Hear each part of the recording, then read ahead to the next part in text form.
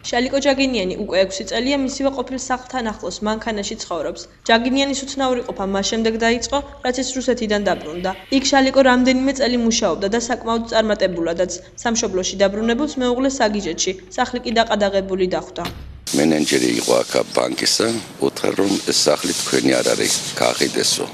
თუ გინდათ მიდით მილიციაში და გაარკვიეთ. 2002 წელს რომ ეწაველი ესენი დაიწყეს მუშაობა, ხოლო გააფორმეს ეს სახლი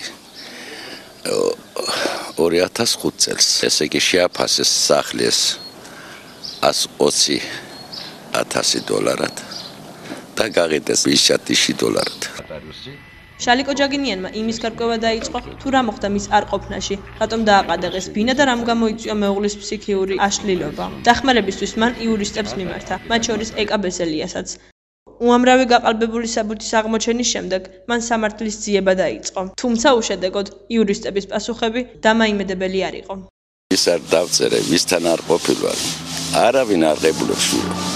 არავინ. სასამართლო არ გამართულა, თუმცა სახლი მას უკვე აღარ ეკუთვნის. როგორც ამბობს მისი სახლი, მაღალჩინოსნებმა გაყიდეს. 2002 წელს რომ ეწაველი ესენი დაიწყეს მუშაობა, ხოლო გააფორმეს ეს სახლი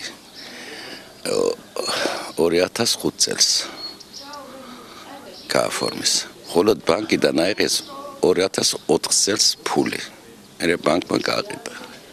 შალიკო ჯაგინიანმა საკუთარი პროტესტი მერიასთან შიმშილობით გამოხატა.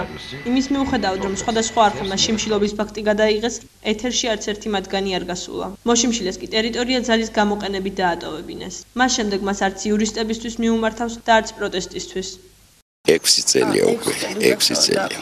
თქვენ, როგორც ვთქვი, პროტესტი ჰქონდათ ამასთან დაკავშირებით? პროტესტი ჰქონდა, მე შიმშილობას გავაკეთე, მე ყველას დავწერეთ პარლამენტში, პრეზიდენტზე, გენერალურ პროკურორზე, ყველგან 6 დღე ვიყავი, შიმშილობდი, მე როცა ცუდად ვიყავი, ადვოკატი რამე მოვიდნენ და ცუდად ახარ კაცო თავიდან მეხედავ რომ არავინ არ გამოდის. მეთქი არა, უფრო ჯობია აქ მოგდე ვიდრე გამოვიდა. მე მოვიდნენ პროკურორთან, გააყარეს ჟურნალისტებს. ჟურნალისტები აშუქებდნენ თქვენ ამ პრობლემას?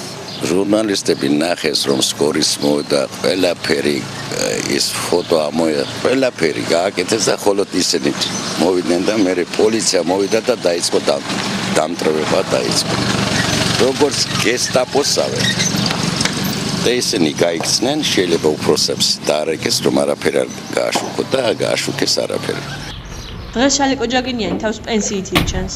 უცნაური საცხოვრებლის სამარადარჩენილი სამართლის ძიების გაგრძელებას უახლოეს მომავალში გეგმავს. მისი გეგმები კი სასოწარკვეთილი ადამიანის ბოლო სურვილი და ნაბიჯია. მე ვაპირებ მარტო ერთი რამეს. ერთი კუბო უნდა ვიყიდო, მანქანაში დავდო და ბავშვებს გეფიცები მანქანის შევალდა პრეზიდენტის რაც რომ ის კარებები ის ვარადა დავამტრებ და ავაფეთქებ. გავში მეც მოკვდე და